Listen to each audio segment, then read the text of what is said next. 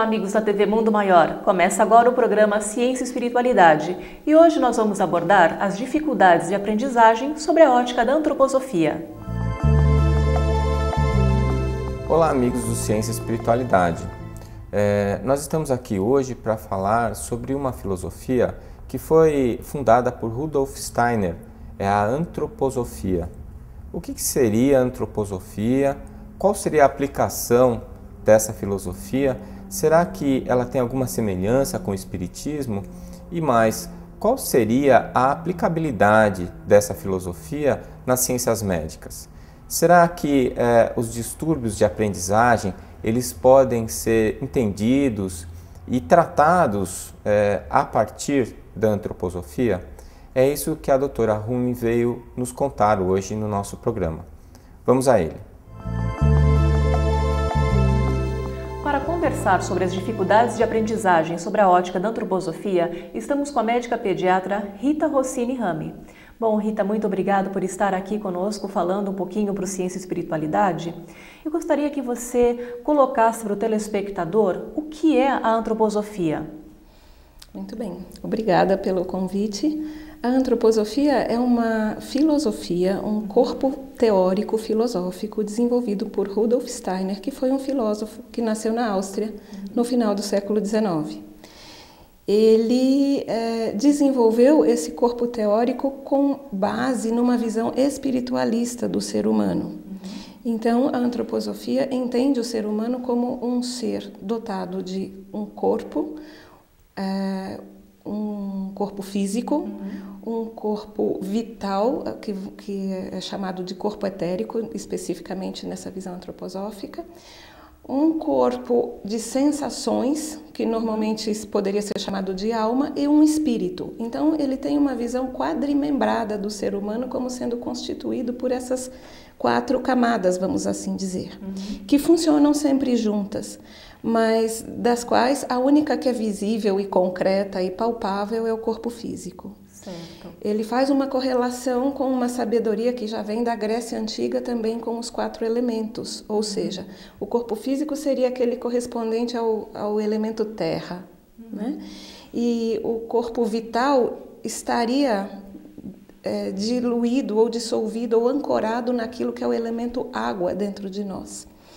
O corpo das sensações, dos sentimentos, dos instintos, que seria a alma, ele fica ancorado naquilo que é ar dentro de nós.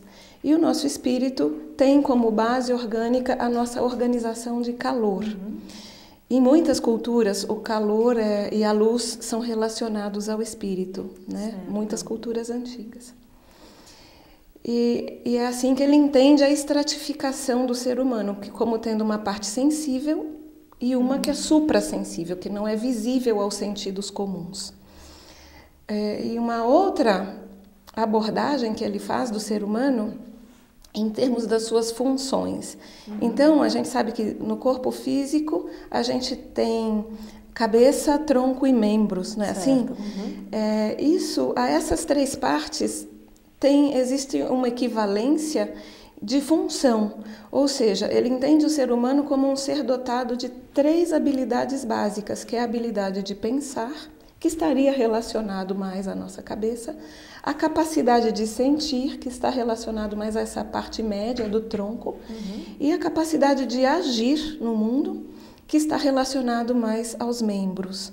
Então, desta visão trimembrada e quadrimembrada do ser humano, se derivou todo um conhecimento que foi aplicado a diversas áreas da vida prática. Inclusive na ciência médica. Inclusive na medicina, mas não só na medicina. Então foi aplicado isso na pedagogia, na arquitetura, na agricultura, mas sempre mantendo esta visão básica do ser humano como fundamento. E como ele coloca o componente espiritual, né? Então ele trata cada pessoa como um ser único, né? Exatamente. Não trata assim todos por igual, né? Exatamente. Mas ele tem uma visão bem individualizada. Bom, e você é pediatra, né? Como que a antroposofia pode ajudar as crianças? Então, É importante frisar que a antroposofia não pretende ser uma medicina alternativa, ou seja, ela não está aqui para substituir todo o conhecimento médico que nós temos também.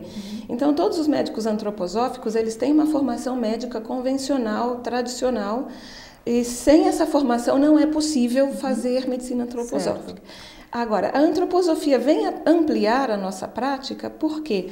Porque nos ajuda a compreender aquela criança dentro de um determinado contexto, que não é só o contexto social, mas também o contexto familiar e o contexto biográfico dessa criança. Porque todos nós descrevemos no tempo um desenvolvimento que leva, no final da vida, a uma história, que é a biografia de cada um. E esses conceitos desses membros que vão se desenvolvendo com o tempo, nos ajudam a entender o desenvolvimento da criança e a encontrar maneiras de apoiar esse desenvolvimento, não apenas com medicamentos, mas também com hábitos de vida. A medicina antroposófica, na pediatria, ela se preocupa muito com a salutogênese. Este é um termo recente, né? Porque nós estamos acostumados a pensar a medicina como algo que corre atrás das doenças. A medicina antroposófica está preocupada principalmente em como desenvolver saúde. Isso significa bons hábitos de vida, boas rotinas de sono, de alimentação e de tudo que faz parte da vida de uma criança, com o intuito de, antes de adoecer, de gerar uma criança saudável. De uma maneira mais global também, não? Exatamente. Então, a puericultura antroposófica se beneficia muito desses conceitos, porque nós vamos tentar ajudar as famílias a cuidar das suas crianças desde o nascimento, de uma forma que esse cuidado seja um gerador de saúde, desde o início da vida. Bom, a gente vai fazer uma pequena pausa agora e você que nos assiste pela internet na galeria offline já pode clicar no link Bloco B e ver a segunda parte do programa.